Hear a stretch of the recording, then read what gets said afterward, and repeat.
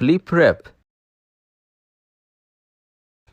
And Mrs. Joe was 20 years older than me. Joe Gargery, that Joe's uncle, Mr. Pumblechook,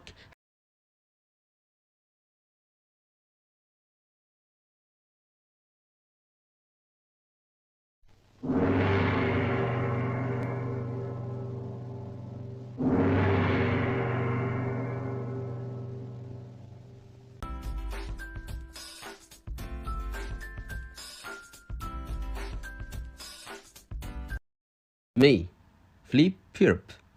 As my name was difficult to say when I was small, my name became Pip. I was crying because it was Christmas Eve and I was an orphan. My parents were dead, and so were 5 of my brothers and sisters. This happened when I was very young, so I did not remember them. I had lived with my sister and her husband, Joe Gargery, for most of my life. Joe was the village blacksmith, and Mrs. Joe was 20 years older than me. She was tall and thin, and liked to complain about me. She was often angry, but on this gray afternoon, when I was about 7 years old, I had walked down to the graveyard at the edge of the village. I sat by my parents' grave. As the afternoon light slowly disappeared, the marshes nearby became dark and frightening. I was going to leave and go home when a terrible voice shouted, "Quiet!" Then a man appeared from behind the grave. I nearly jumped out of my skin. "What's your name, boy?" he shouted, walking slowly towards me. "Pip, sir." "Show me where you live," said the man. I pointed to my village. "Who do you live with?" "My sister, sir, Mrs. Joe Gargery. She is the wife of Joe Gargery, the blacksmith, sir." "A blacksmith? You to bring me that file early tomorrow morning, and some food too. Then I will let you live. What do you say?" I was frightened, so I promised to bring the file and the food to him the next day. "Now go home," he shouted. I ran until I could run no more. When I looked back, I saw the man far out on the marshes, a black shape against the angry red sky. Once I got my breath back, I hurried home as fast as I could.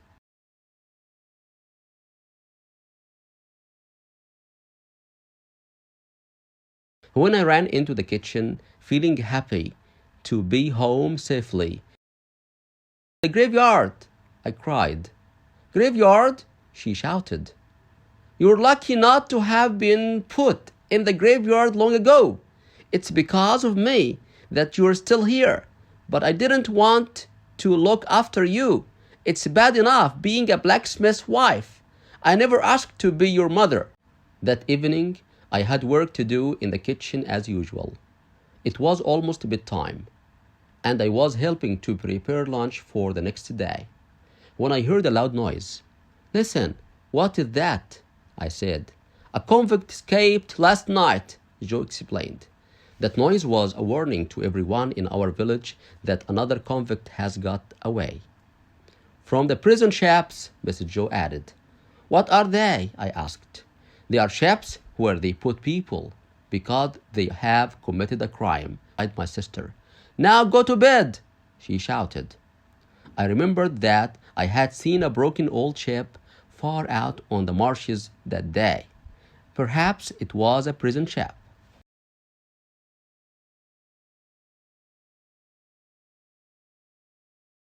As I fell asleep, I realized that the man I had met that day was one of the escaped convicts.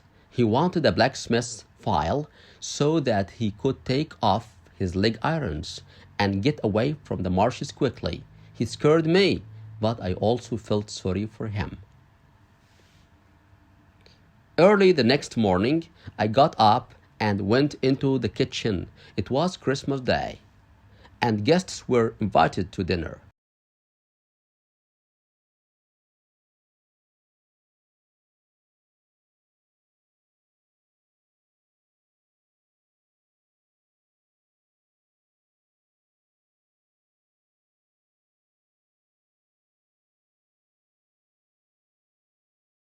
There was some delicious cheese in the kitchen, as well as nuts, apples, and oranges, and a cold meat pie.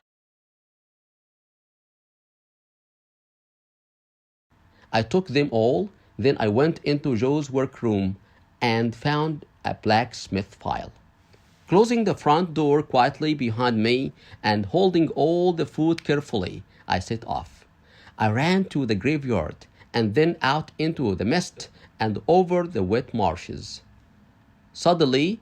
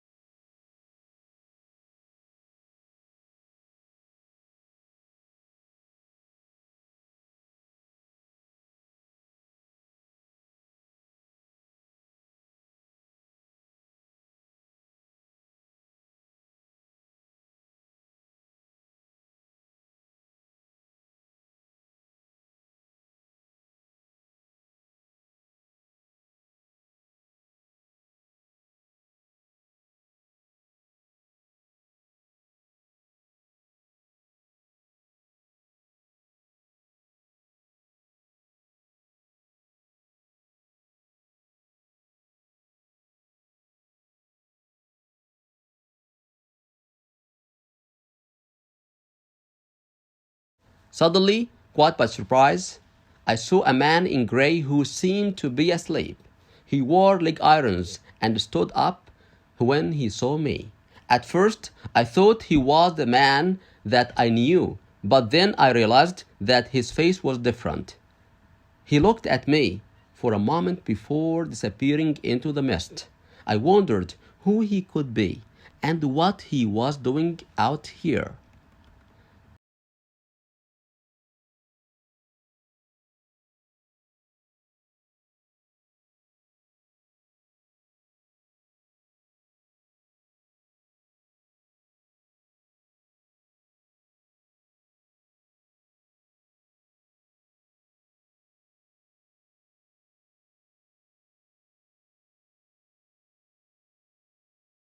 Soon afterwards, I found the man I was looking for.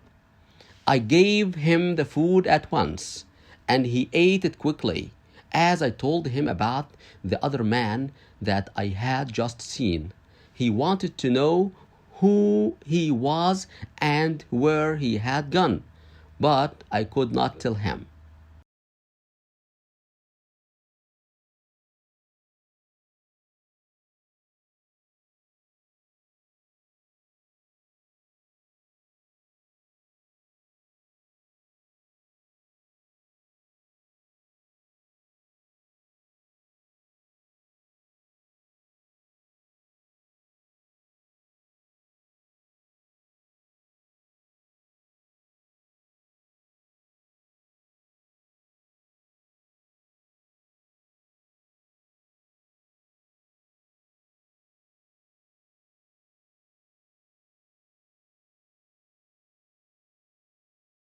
And started trying to remove his leg irons with an angry look on his face. I was afraid again, so I ran home as fast as I could. As I ran back across the marshes, I could hear the sound of the file on the leg irons through the mist. Mrs. Joe was busy preparing the house for guests, so Joe and I were alone together. I began to feel guilty about the food and the file which I had stolen that morning, and I wanted to tell Joe what I had done.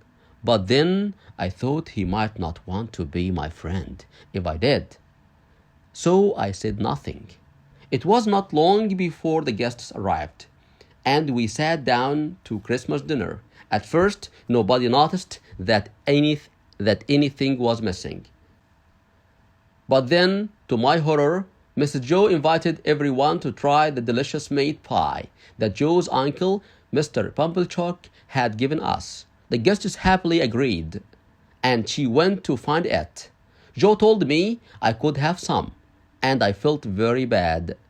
At any moment, Mrs. Joe was going to discover that the meat pie had disappeared from the kitchen. unable to stay at the table with all the guests any longer.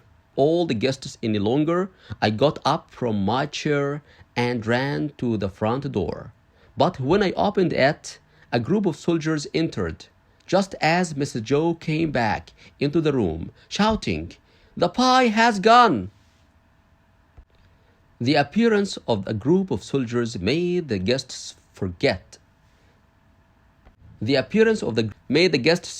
about the pie, and they all stood up from the table. Everyone wondered why the soldiers had come, and we all felt nervous. "We need a blacksmith to mend some handcuffs, please," the first soldier said. "We're looking for 2 convicts who broke their handcuffs and escaped. We think they are hiding out on the marshes, although they probably won't try to get away until tonight." When he asked if we had seen them, everybody else said no. I did not speak. Joe mended the handcuffs for the soldiers, and they waited with us as he worked. When they were finished, Joe and I followed the soldiers out of the village and onto the marshes. "I hope we don't find the convicts, Joe," I said quietly. "Me too, Pip," Joe replied. Day became night as we walked over the marshes. It was raining, and the wind blew the rain into our faces. Suddenly, we heard angry shouts nearby.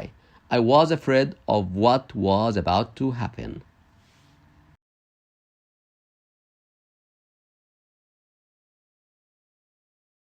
الفيديو ده وما تنساش تعمل سبسكرايب للقناة وتفعل خدمة الجرس علشان يوصلك